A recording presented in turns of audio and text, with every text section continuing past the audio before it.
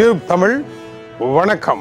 அமெரிக்க அதிபரனுடைய சொத்துக்கள் கடந்த ஓராண்டு காலத்தில் அசுரத்தனமாக முன்னேறி இருக்கின்றது. பெட்டி நிறைந்திருக்கின்றது. 50,000 கோடி ரூபாய்கள் அவருடைய சொத்து மிக இலகுவாக உயர்வடைந்திருக்கின்றது.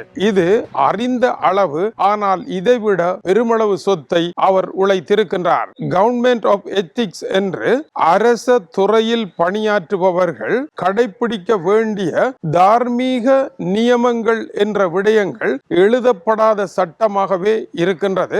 அதை இவர்கள் எப்படி தப்பாக பாவிக்கின்றார்கள் என்பது தொடர்பாக டொனால்ட் ட்ரம்பினுடைய அளவு மீறிய வருமானம் தொடர்பாக 947 பக்கங்கள் கொண்ட அறிக்கை வெளியாகி இருக்கின்றது.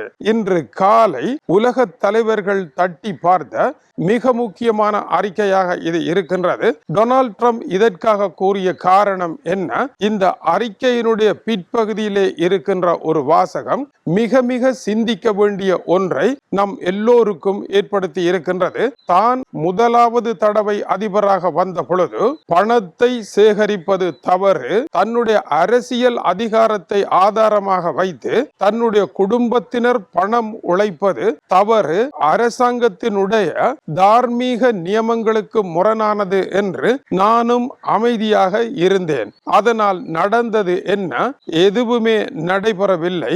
இப்படியான ஓர் ஆட்சியை நடத்துகின்றார் என்று தன்னையும் தன்னுடைய குடும்பத்தினரையும் அமெரிக்க மக்கள் பாராட்டுவார்கள் என்று காத்திருந்தேன். யாருமே பாராட்டவில்லை. அதனால் நடந்தது என்ன? நானும் அப்பாவிகளாகிய என்னுடைய குடும்பத்தினரும் உழைக்க முடியாமல் போய்விட்டது.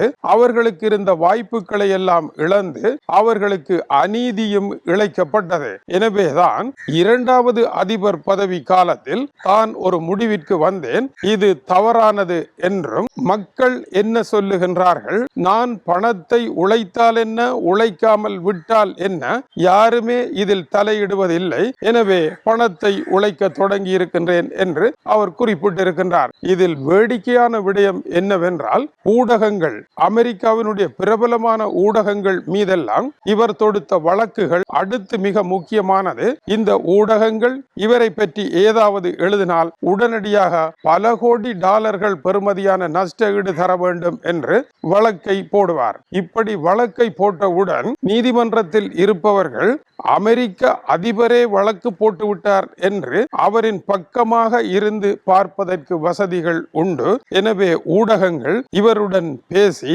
இந்த வழக்கை தவிர்த்து விடுங்கள் என்று பேசுவார்கள். இப்படி பேசுகின்ற பொழுது அவர் குறிப்பிடுவார், சரி, வழக்கை வாபஸ் பெற்று விடுகின்றேன், எனக்கு இவ்வளவு பணம் தர தயாரா என்று கேட்பார். அவர்கள் பேரம் பேசி பணத்தை கொடுத்த பின்னர் வழக்கை கைவிட்டு விடுவார். இதன் மூலமாக அவர் உழைத்த பணம் 80 மில்லியன் அமெரிக்க டாலர்களாகும். அமெரிக்காவினுடைய பிரபலமான ஊடகங்கள் இந்த தவறை இழைத்திருக்கின்றன.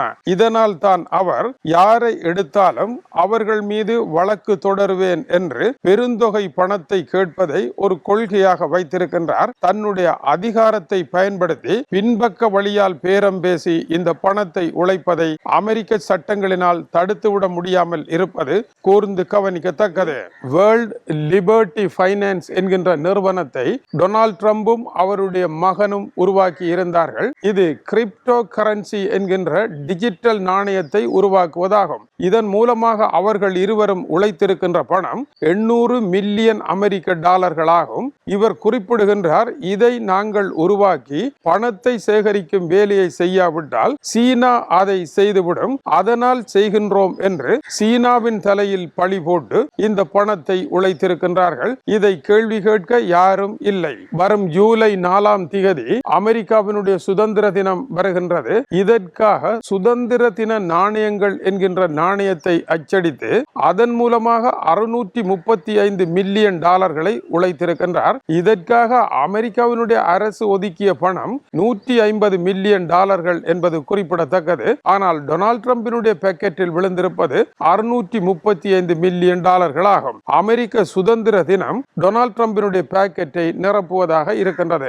இந்த நாணய விற்பனை என்பது முந்தைய காலத்தை விட 9 மடங்கு அதிகமான வருமானத்தை தேடி இருக்கின்றது. போபோஸ் கணிப்பின்படி 2024 ஆண்டு 2.3 பில்லியன் டாலர்களாக இருந்த அமெரிக்க அதிபரனுடைய சொத்து இப்பொழுது 6 பில்லியன் டாலர்களாக உயர்ந்திருப்பதாக தெரிவிக்கின்றது. ஆனால் ப்ளூம்பர்க் ஊடகம் இது பொய் என்றும் 7.3 பில்லியன் டாலர்கள் அமெரிக்க அதிபரனுடைய சொத்து உயர்ந்திருக்கின்றது, 2.3 இருந்து 7.4 உயர்ந்திருப்பது பாரிய வளர்ச்சியாகவும் பணத்தை வாரி இறைத்திருக்கின்றார் என்பதும் அதனுடைய கருத்தாகும். டொனால்ட் ட்ரம்பினுடைய ஹோட்டல் தொழில் இது பாரம்பரிய தொழில். அதனுடைய வருமானம் டொனால்ட் ட்ரம்பினுடைய ஹோட்டலில் இருந்தால் அது பெருமை என்று கூறி அங்கு செல்லும் அமெரிக்கர்களினால் அது நிறைந்து வழிந்து கொண்டு இருக்கின்றது. 15% வருமானம் உயர்வடைந்திருக்கின்றது. இவருடைய கோல்ஃப் மைதானம் மேரோ லெகோவில் இருக்கின்றது.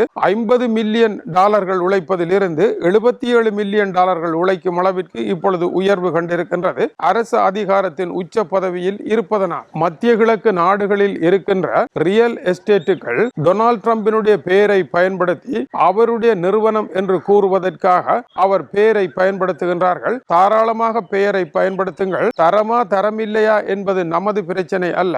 52 மில்லியன் டாலர்களை அதன் மூலமாக உழைத்திருக்கின்றார். திரைப்படங்களுக்கு பிரபலமான இசையமைப்பாளர்கள் இசையமைக்காமல் இருக்க அவருடைய பெயரை போடுவதற்காக பணத்தை கொடுத்து யாரோ ஒருவருடைய இசையை போட்டு திரைப்படத்தை வியாபாரமாக்குவது போன்ற ஒரு போலி வேலையை ரியல் எஸ்டேட்டுகள் மத்திய கிழக்கில் செய்வதனால் டொனால்ட் ட்ரம்பிற்கு 52 மில்லியன் டாலர்கள் உழைப்பு ஏற்பட்டிருக்கின்றது. இதுபோல கிறிஸ்தவத்தின் காவலன் போல டொனால்ட் ட்ரம்ப் ஆங்காங்கு தேவாலயங்களுக்கு முன்னர் பைபிளுடன் நிற்பது வழமை. அப்படி பைபிளுடன் நிற்கின்ற பொழுது டொனால்ட் ட்ரம்ப் பைபிள் என்று வந்திருக்கின்றது. அவற்றையும் டொனால்ட் ட்ரம்ப் கிட்டாரையும் விற்பனை செய்து 4.1 மில்லியன் டாலர்களை ஒரு வருடத்தில் அவர் உழைத்திருக்கின்றார். எத்தனையோ நல்ல புத்தகங்கள் எல்லாம் விற்பனை செய்யாமல் இருக்க விற்பனைக்குரிய புத்தகம் இதுதான் என்று டொனால்ட் ட்ரம்ப் எடுத்த வியாபார தந்திரம் இதுவாகும். இதன் மூலமாக நமக்கு கிடைக்கின்ற தகவல் என்ன? அரசு என்பது ஓர் அதிகார மையமாக இருக்கின்றது. அது மக்களுக்காக சேவை செய்ய உருவாக்கப்பட்டது என்ற கருத்து ஏறத்தாழ புரிதேய்ந்து போய் இருக்கின்றது. டொனால்ட் ட்ரம்ப் மட்டும் அல்ல, அரசு பதவியில் இருப்பவர்கள் அந்த பதவி காலத்தில் அந்த அரசாங்கத்தை கொண்டு நடத்துகின்றவர்கள் போன்ற ஒரு உருவத்தை தங்களுக்குள் உருவாக்கி கொள்ளுகின்றார்கள். இமேஜினேஷன் என்று அதை குறிப்பிடுகின்றார்கள். அப்படி உருவாக்கி கொண்டு அரசினுடைய காரியங்களை செய்வதற்கு இவ்வளவு பணம் வேண்டும் என்று தங்களுடைய சம்பளத்திற்கு மேலால் பொதுமக்களிடம் வரி இல்லாமல் பணத்தை வாங்கி கொள்ளுகின்றார்கள். எனவே அரசு இயந்திரத்தை அரசில் இருக்கின்ற அதி உயர் தலைவர்கள் தப்பான முறையில் வழிநடத்தி சென்று தங்களுடைய பாக்கெட்டில் பணத்தை போட்டுக்கொண்டால் என்னதான் நடைபெறும்? அமெரிக்க அதிபரே இப்படி செய்கின்றார், நாங்கள் இப்படி செய்யாமல் இருக்க முடியுமா என்று அரச அதிகாரத்தின் ஒரு கதிரையில் இருக்கின்ற சாதாரண ஊழியன் கூட தன்னால் உழைக்கக்கூடிய பணத்தை இந்த அரசை வைத்து உழைத்து விடுவோம் என்றும் தான் ஓய்வூதியம் பெறும் வரை இருக்கின்ற கால பகுதியில் பாக்கெட்டில் போடக்கூடிய அளவை போட்டு விடுவோம் என்கின்ற நிலைக்கும் வருவதற்கு ஜனநாயகங்களினால் உருவாக்கப்பட்ட அரசு என்கின்ற மாடல் இன்று ஊழலின் வடிவமாக மாற்றமடைந்து கொண்டு செல்வதற்கும் ஊழல் என்பது ஒரு குற்றச் செயல் அல்ல, அதுவே வாழ்க்கையாக மாறி இருப்பதற்கும் டொனால்ட் ட்ரம்ப் போன்றவர்கள் காரணமா என்கின்ற இந்த ஆய்வறிக்கை உலக மக்களை சிந்திக்க வைத்திருக்கின்றது.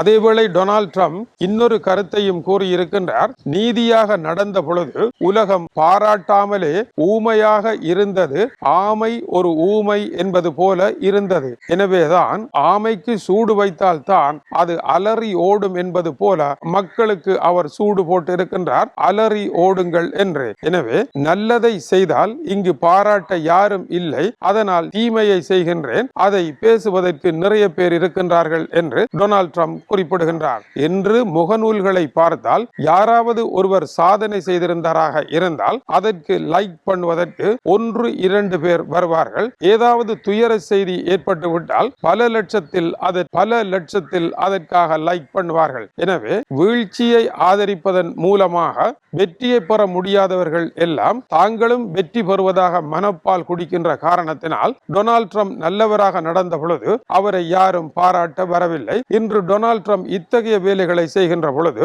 அவரை தங்களுடைய தலைவர் என்று போற்று காப்பாற்றுவதற்கு பெருந்தொகையானவர்கள் வந்திருக்கின்றார்கள். அமெரிக்காவினுடைய தேவ தூதுவனாக அவர் மாறியிருக்கின்றார். எனவேதான் கிரேக்கத்தில் உருவாகிய ஜனநாயகமானது இன்றைய வடிவம் எங்கே வந்து நிற்கின்றது என்பதை ஜனநாயகமே கேட்க முடியாத அளவிற்கு வெள்ளம் தலைக்கு மேல் பாய்ந்து கொண்டு இருக்கின்றது. அடுத்து என்ன நடைபெறப் போகின்றது? அடுத்து ஸ்பேனியாவில் நடைபெற்றிருக்கின்ற ஒரு சம்பவம் உலகத்தை திரும்பி பார்க்க வைத்திருக்கின்றது.